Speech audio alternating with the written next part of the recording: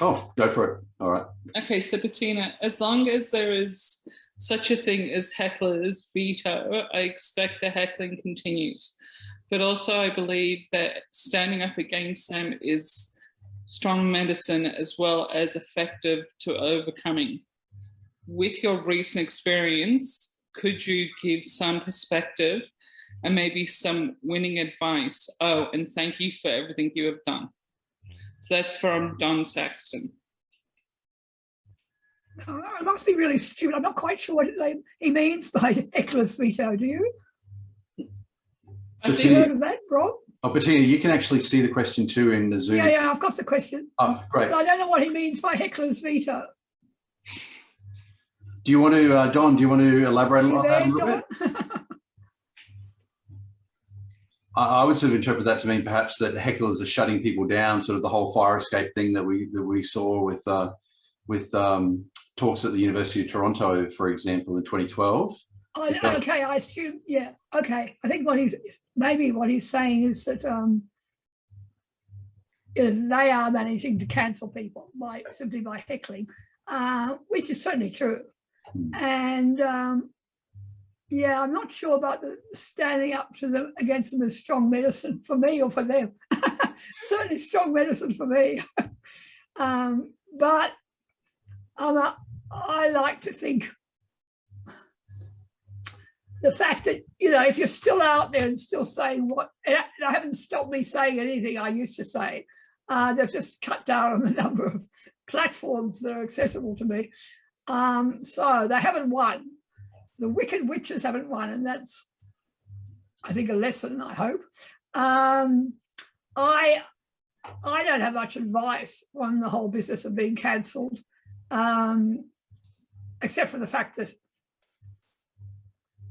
don't apologise. I mean, I'm sure many people said that. I mean, you get a lot of pressure on you to take back things you've said and to grovel and to, try to appease people, and none of that works.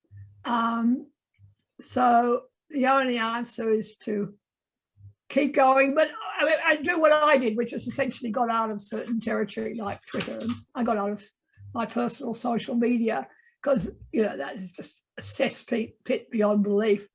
But to, it is a lesson for people that they can't really silence you. There will always be other platforms you can use, even if they manage to cut you off from mainstream media. So that's what I've learned from this whole experience. Yeah, that's actually a really, really good point about groveling and not taking a step back. I always like to say that really they smell blood if you back up, and it seems like a lot of public figures in the media, I think perhaps I suspect through an experience, actually do that. Do you have any thoughts on that in terms of why are they not getting good advice on that sort of thing? Well, I think a lot of the instinct is always, and they try to do it in terms of apologising for hurting people, some sort of partial apology, and that just feeds the flames. It doesn't seem to do any good at all if you offer some sort of partial apology. So I think the only answer is to stick to your guns. Absolutely. Mm-hmm. Yes. Yeah, I think so. Don said cancelling is good, which I understand he means that. That was really what the question that he was asking. Absolutely. Do we have any additional questions coming up? Let's see. I'm just checking who are. Okay. Otherwise, there's always topics we can talk about. We were talking before we began, Bettina, about YouTubers and viewership and so forth. I don't know. Do you have any thoughts on sort of the landscape at the moment of YouTube and other video sharing platforms and people who are operating in the anti-feminism / men's rights MGTOW space? Yeah, it's very complicated because, like most people from our camp, if you like, on YouTube, it's impossible to get any traction at all. I was getting hundreds of thousands of views, and now I'm lucky if I get 3,000. And I mean, I can never find the videos of other people I used to follow, so I assume they're having the same problem with me. And it really makes you wonder, is it worth doing a video if only 3,000 people watch it? I mean, I'm recently concluded my time is better spent writing. And I really missed writing. You know, of course, I used to write full time, and in the last few months, I'm on Substack, and I'm writing you know, every week or so, every 2 weeks at least. And I'm really enjoying that, and I've got a growing audience there, and it's much more manageable than making videos is incredibly hard work and very unpredictable. You know, the whole working out what's going to attract attention is impossible. And always do. I was talking to Janice Fiamengo the other day because she's had a real problem with all her videos have been taken down. Yes, she has. Which is tragic, and we're discussing the possibility of maybe doing some sort of joint channel, which would be fun. And we can put up all her significant old ones as well. Yeah. But it's still the issue of, will we get any people watching them? I do feel there's a drop off in interest. I mean, I used to watch YouTube videos all the time, but I hardly watch any now. And I think that there's a limit to how many YouTube videos you can watch in your life. What do you think, Rob?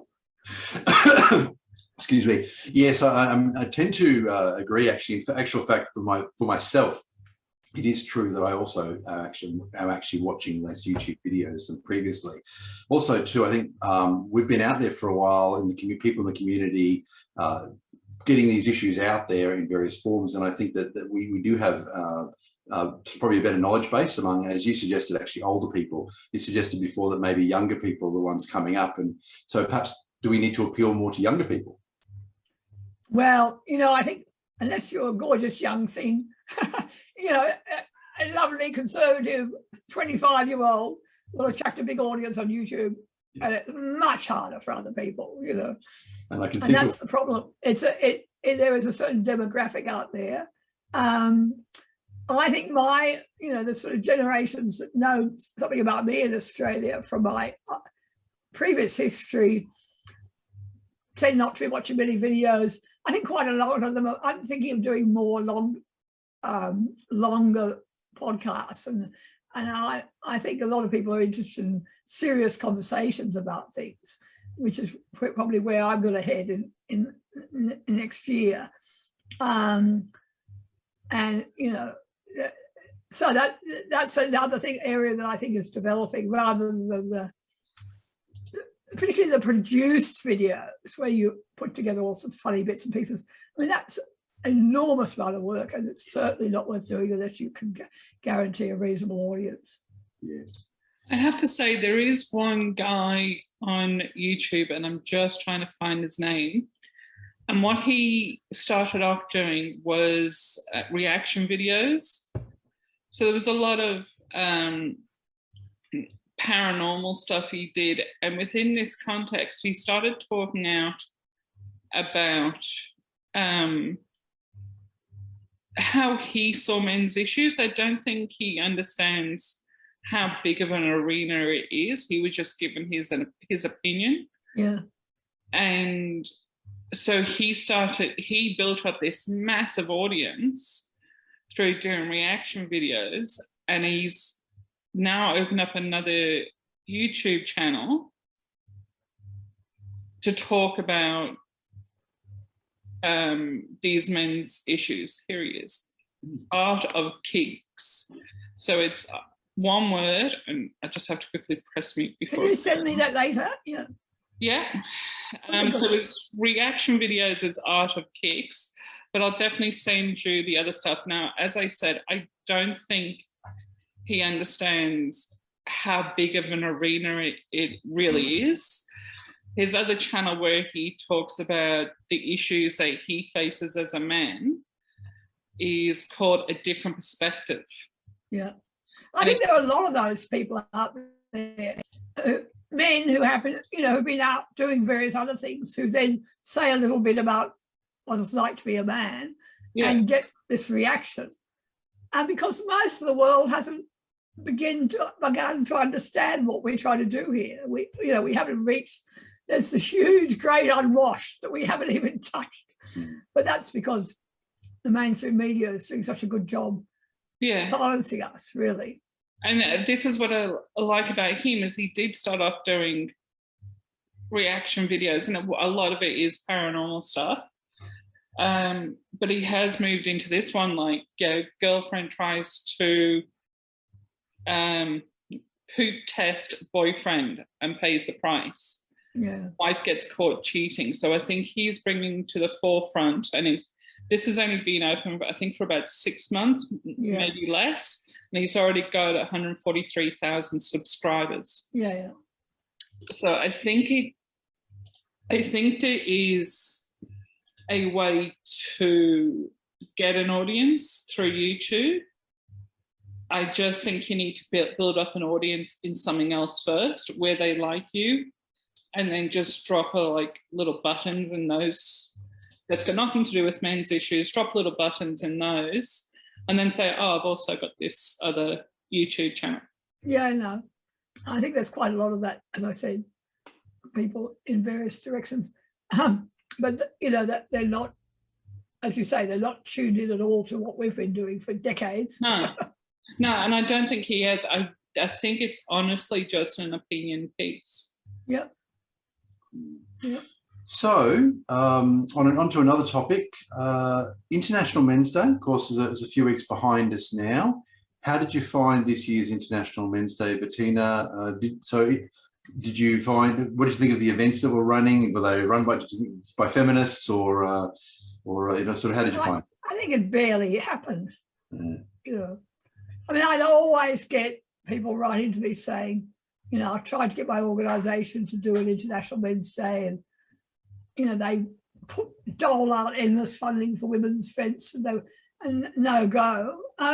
We've got some persistent little soldiers out there who have managed to persuade their own workplaces to do something, but in the main, it's being very carefully ignored. Amanda Siller's actually attended one of an event, and she was very excited about it and was really shocked and disappointed to discover that it was actually all about women. So that's unfortunately what we find all too often. Yeah, well, that's what I mean. Some women's groups absolutely hijacked some events like that in the past. We've seen that. Absolutely. Okay, so I'm going to interrupt. We've got 2 questions. Oh, great. So one from Anonymous.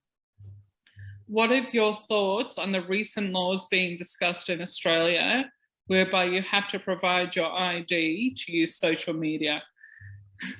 Sorry, I'm trying to say this without laughing. This is supposedly under the guise of protecting women from the epidemic of revenge porn. Is that actually common? This is one of the great myths, of course, the idea that only women receive horrible tweets and nasty comments on social media, whereas, as we all know, there's plenty of evidence to show that men are more likely to receive that than women are. It's a whole manufactured narrative there, but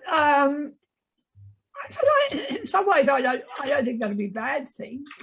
If you looking at some of the abuse I've received over the years, I mean, there was no reason why these ghastly women shouldn't have their identities revealed. And we've had members, people who've worked in various aspects of the men's movement who've received horrible abuse from women and been absolutely persecuted by women. They might get a real surprise at who the villains here. So I say, bring it on. Yeah.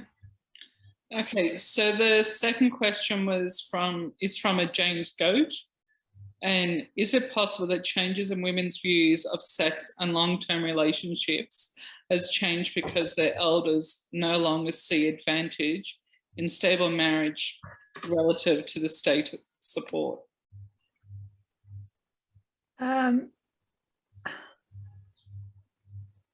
Well, I mean, the reality is that the government provides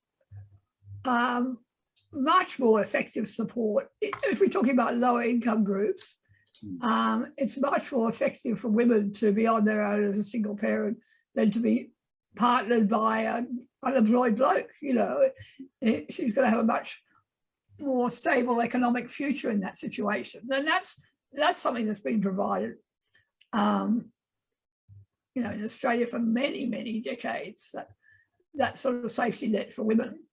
And it absolutely changes the view about, you know, the choices you make in terms of relationships, or whether you stay in, I suppose even more important is whether you stay in a relationship where you're not 100% happy.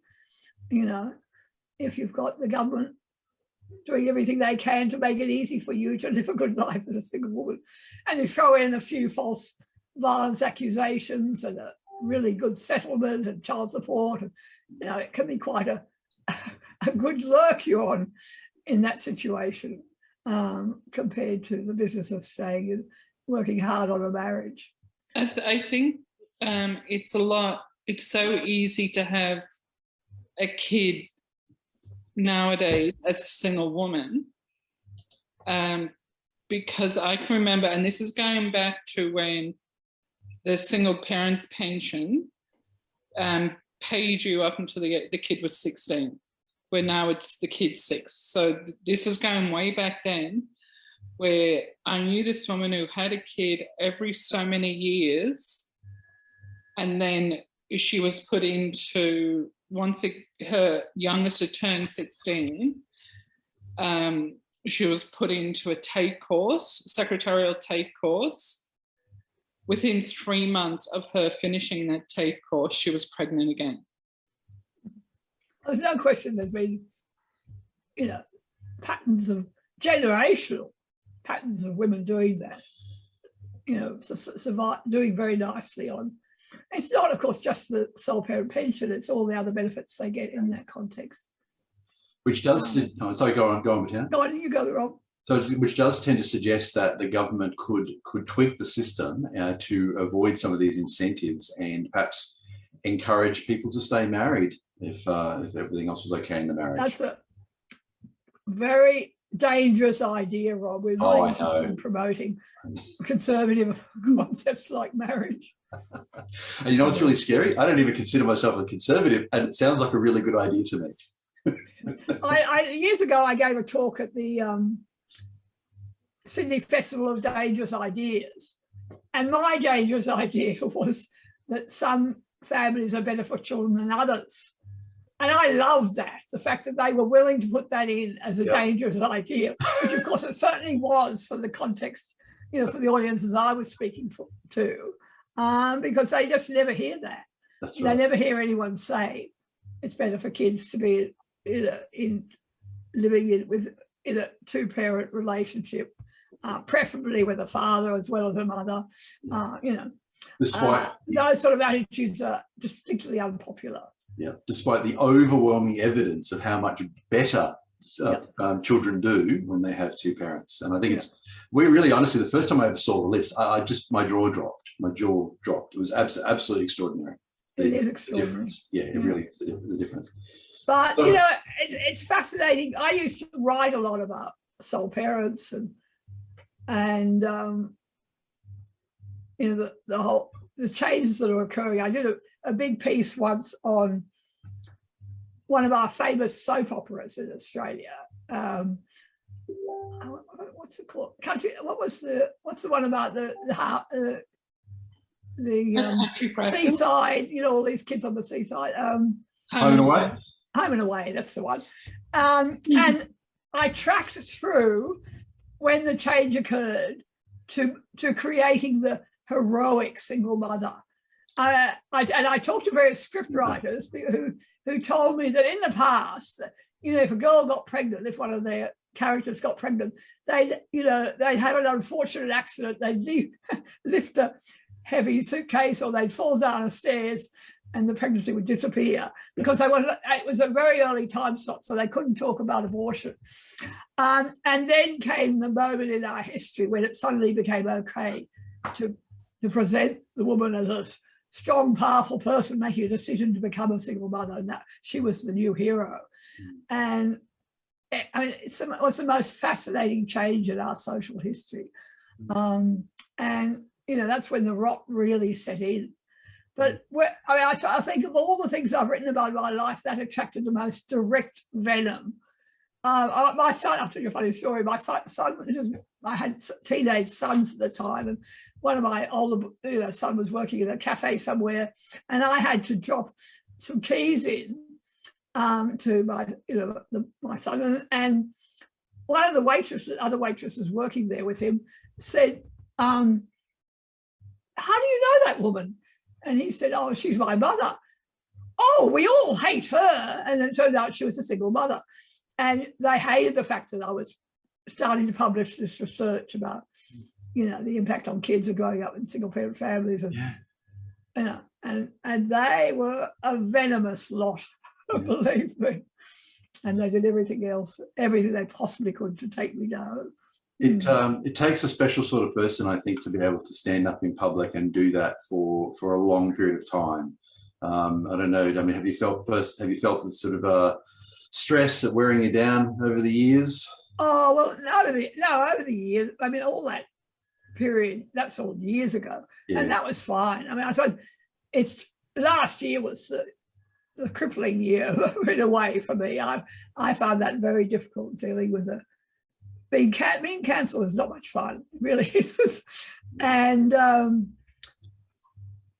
mean, I think some of you will have heard Toby Young talk about this. Toby, who started up the Free Speech Union, he's talked about what happened to him. He was cancelled, and how what's amazing is how many of your friends choose to believe the vile crap they're publishing about you, rather than ring you up and say, what's going on here.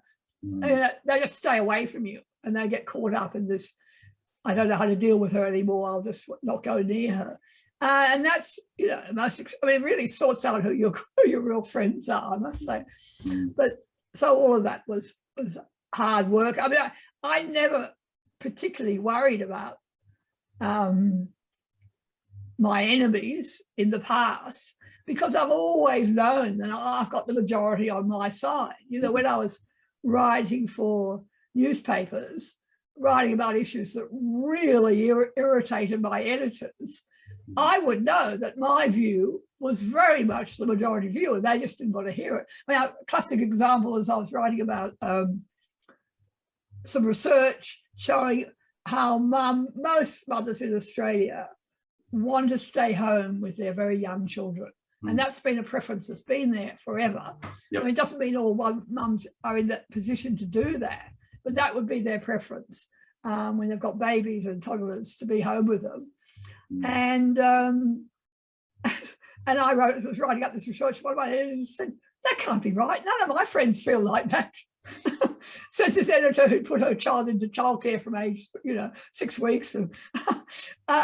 And that is, of course, the problem, that we have all our institutions and our media organisations run by people who are extremists and who don't fit the norm when it comes to all sorts of beliefs around our society and about men and women and about how we should live.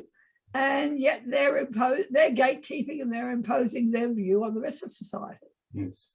As you said, well, especially while they're living in an echo chamber. Yeah, absolutely. They're completely, yes. So, which of course brings up the point. You're right. And when you talk to people, and you even see comments these days online, that there's a lot of support out there, but everybody's being very silent. They call them the silent majority. I don't know if you have any thoughts. Are they being a little too silent? Oh, no question. I mean, I hear this from politicians all the time that I still talk to. They've always said to me that their problem is they get bombarded with, the view of the mob, the Twitterati, the feminists, whatever the issue is, and they never hear from us. They never hear from the people out there, and that's why they're always bowled away when they lose. We still win elections, the silent majority. That's the only place we speak out anymore. Yeah. Very often, thank goodness, in elections, and tell them loud and it's loud and clear that we don't agree with what the media's been talking about for the last 6 months. I mean, I loved it earlier this year when we had all that fuss, the contrived rape crisis in Canberra, and the Brittany Higgins and all of that. And they did do some polling on that, and they found it wasn't although there were women's marches and huge kerfuffle, and women are speaking out, complaining about this government, and it wasn't registering at all when people talked about the issues that were important to them when it came to a vote. That was a tiny little blip, and long may it remain as such. But I get all the letters. I get people writing to me saying they don't speak for us. Why are they terrifying women? Why are they trying to teach women that this is an unsafe place to live in? Why are they demonising men? I mean, if I go into a supermarket, that's what I will hear from people. Oh, you are so brave. I wish I could say that. I mean, that's the trouble. We are, the majority are being well and truly silenced. Why not say it? Say it. That's right. Okay, so I've got a three-parter question here from Stephen Hosking. So he's having trouble with the interface. So I'll read you the first part, which is to do with false allegations of DV versus which ones are true, but exploit the broad definition of DV.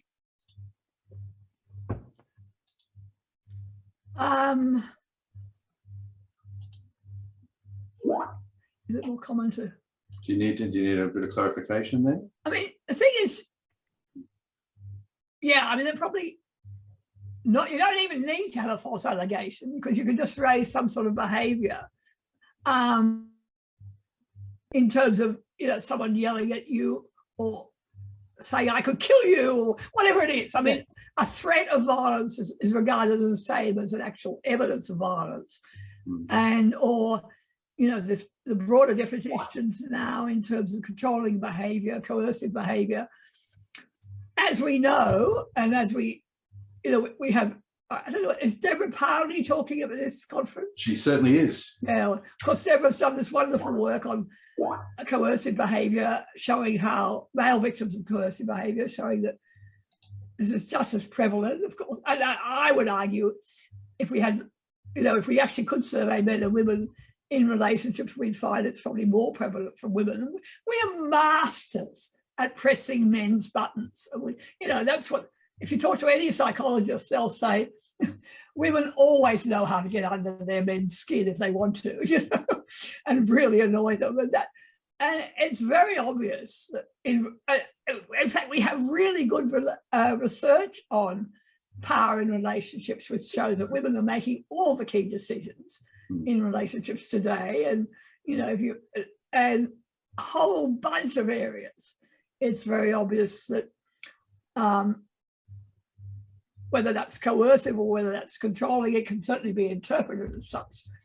And I am also thinking of all the jokes about happy life, happy wife. I mean, the narrative in humour these days is all about downtrodden men sort of having to please their women, and that's reflective of a reality that's very common in relationships. But those men are not going to complain. They know that if they went along to the police station and said, she's exerting coercive control on me, he'd be laughed out of the shop and it'd probably be turned around and used against him. So I think it's a mixture here. Whether we obviously there are some lies being told, some false allegations about things that never happen, but they're also, the biggest problem is the fact that behaviour that is common to both sides is being used as a weapon by one side or another, and it doesn't work the other way around. Okay, so I'll go into part two. And he said, anyway, the talk had much of the false allegations of DV. I suspect, but don't know, that it is more common to exploit the broad definition to have normal marital behaviour, especially in the conflict and when relationship is falling apart, but not only to get an AVO to wipe the man out. So I think that's what you were saying before, where you can say something flippant like, oh my God, I could just kill you sometime. That it's going to go, and it's a normal behaviour like the pot calling kettle black, or you're big enough and strong enough to look after yourself. It is just a flippant, everyday type of comment that in the wrong hands can be used against you. Yeah. And, women are being advised. that's one of the things I think we have to be careful of in this. It's not necessarily that all women are so dangerous and villainous. Sometimes they've got lawyers, friends egging them on, telling them that, you know, this is how they should operate in a divorce situation, that they're crazy if they don't, that it's extremely important for the future of their children that they get everything they can out of this divorce settlement. And that's why, you know, making an allegation like this is a reasonable behaviour for a woman to pursue. And there's a lot of pressure on decent women to behave badly when it comes to separation. That's one of the things that really worries me, that they get sucked in. It's not actually just in divorce situations, it's also in when it comes to rape accusations. I'm seeing this all the time with my university students being accused on campus. But one of them we've been dealing with recently, she said nothing happened. She said categorically, he didn't do anything to me. And it was her friends who decided, no, he raped you. And the friends egging women on, saying, that's coercive behaviour, that's rape, that, you know, you have to take action over this. I mean, that is one of the really dangerous forces in our society. I was at a neighbourhood house in Brunswick when would have been about 4 months after my son's father and I broke up. And my son was only 3 and he's 23 now. And me and his father were having an argument via text. And I was getting frustrated and angry, and I was at the neighbourhood house and the women were telling me that's domestic abuse. And it's like, they were trying to convince me it was. And it's like, I'm given as good as I'm taken. Yeah. You're just seeing the result of how angry I am. They were trying so hard for me to accuse him of domestic violence. Yeah. When it was just a normal ex-couple fight. Yeah. And that's the society we're living in, where that pressure is everywhere. And, you know, easy to imagine a decent woman, you know, starts to think, well, maybe I should do this. You know? Yeah. Or maybe that is abusive, you know, because we all, most of us, when we're separating, are angry, are upset, are, you know, distanced from this man we spent all these, whatever, years with. And it brings up the worst in everybody, that situation. And it, you know, I think we have to give a lot of credit to the decent women who resist this now, because the pressure is all the other way. Okay. So we've got one more part with Stephen, and then I've got one with Don. So Stephen said, example, after being booted, men often get drunk and send stupid SMS. I still love you, not even threatening violence. I know one who immediately got an AVO against him, which then wiped him out. Also, keeping control of the bank accounts, which is sensible, especially in de facto, but it is defined by domestic violence. Another normal behaviour, such as raised voices, tempers, women do it more often, but do guys get the DV charges when they do it? So I think that's a perfect example of what I experienced 20 years ago. And even at the time, I didn't even think anything of it. It's only since I've sort of come into this realm that I now understand what they were trying to do. Yeah. Yeah. And I mean, I must say, I find it so depressing watching what happens to men once the AVO is put in, you know, that whole process is put in place, because they get so set up. And all it does take is a text to their kids to say, I love you, or a birthday present they want to deliver, whatever it is. And they can end up in jail. But setting up a breach of an AVO is so easy. I think there are men all over this country in prison as a result of being set up through false allegations. I mean, we had a famous case in Australia involving Dan Jones and Sarah Jane Parkinson. Some people listening to this may know Sarah Jane Parkinson made up a whole series of false allegations of sexual assault and violence to punish her ex-fiance when he broke off their engagement. And he broke off their engagement because she was having an affair with a policeman. And then Sarah Jane Parkinson and this police officer just pursued the Jones family with all sorts of false allegations, attempting to put stolen goods on their property, all sorts of stuff. And it ended up as a whole hour-long special on 60 Minutes because it was such an extraordinary story, particularly because for once she got her comeuppance. She went to prison as a result of making false allegations. And because that never happens, and the reason it never happens is because our police are under orders not to take action for perjury or false allegations. And for once she went to prison. She didn't even serve her whole sentence. She's already out after less than 2 years. But just a couple of weeks ago, the policeman who was in cahoots with her got charged with perjury, and that's a real plus. So he's not going to work as a police officer again, and we hope he's going to end up in prison. So a little tiny bit of good news. But that's the problem, that the system is so stacked against men. Just to mention, you mentioned prosecution for false allegation there. I suspect that's something a lot of people don't realise, and I'll just highlight the point you made, which is police can't normally prosecute for false allegation without approval of very senior officers in general. Obviously, it varies by state, but I know I used to be a police officer, and I know personally there are plenty of cases where we would have liked to have prosecuted for false allegation and weren't allowed. The argument is that it will discourage genuine allegations. I don't know how much veracity there is to that argument, but that's what they claim. And that's what they're told. That's uniformly right. told that they're not allowed to do it. And if they do it, if they try to do it, they are before they're in front of their senior officers having to justify it. Yep, that's right. And it's a very difficult thing for a police officer to do. Absolutely. And then the feminists can turn around and say, oh, there's hardly any false allegations. Look, it's only 3% or whatever it is, you know. That's right. Of course there are very few. They're not allowed to make them. I know. That's right, exactly. That's right. Oh, boy, do they have our system totally stacked. Yeah, that's right.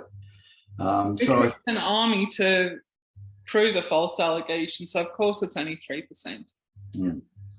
Okay, so one more from Don Saxton, and he's got large audiences. Feminists are the pinnacle of anti-male, but a small and shrinking part of the world.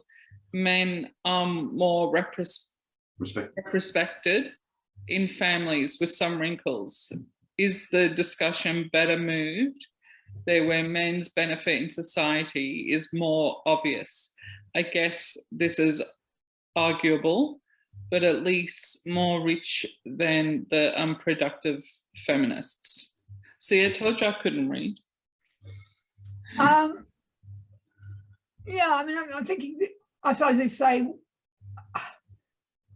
maybe there's no point us talking so much about what feminism is doing. Maybe we should talk about the areas where men are still valued. And I have no doubt about that there are plenty of sectors of our society where men's contribution is valued. I remember I used to write a lot about housework, and there's ongoing discussion about the fact that women do so much more. They do the second shift. They, after their paid work, they have all unpaid work, and there's sort of implication of men being totally lazy and hopeless. And in fact, the research has always shown across the Western world, particularly, that men and women do almost identical amounts of total work if you include paid and unpaid work. And I remember reading some wonderful research showing that women think, most often women think the deal is reasonable in their own relationships. I work 10 hours a week, and he's working long hours, which enables me to have part-time work and pick up the kids after school, whatever it is. And that's the sort of thing the women were talking about. That yes, he's not home to bathe the children because he's often working overtime, but I understand that because, and I think very much the feminist researcher who had done this research was really cross at the fact that the women were coming out and saying, yes, it is a fair deal, even though he's not doing much housework. And I have no doubt if we went out into the community and surveyed ordinary men and women about how they feel about what's going on, women know that their husbands don't like getting up at 5 in the morning to travel across Sydney traffic, to work in the whatever it is, or lots of. It depends on your relationship, of course. And if you're in a good relationship, that's what comes through in the research. If you're happy, you women value their men. And thank goodness there are still quite a lot of happy marriages out there. And that's where I think that's right. Maybe we should be doing more to foster those aspects of our society and celebrate the good in men with those ordinary people who still appreciate what men are contributing to our society. That's a good point. It gets back to that silent majority, that are just out there getting on with their lives and in their happy marriages. Yeah. Well, we're coming up on 40 minutes, and we haven't received any additional questions, so I think we might wrap it up there. Thank you very much, Bettina, for coming along and presenting and having the interview at the conference, and also for coming along for the Q&A. I really appreciate it. And I think it's been a pretty good discussion, actually, that we've had today. Very nice to talk to you, and thank you to our people who sent in questions. Absolutely. Some of whom names I know well. Yes. But all my loyal supporters out there. Anyway, very nice to talk to you both, and I hope everyone enjoyed this conversation. Thank you very much. Bye-bye. Bye-bye. Bye.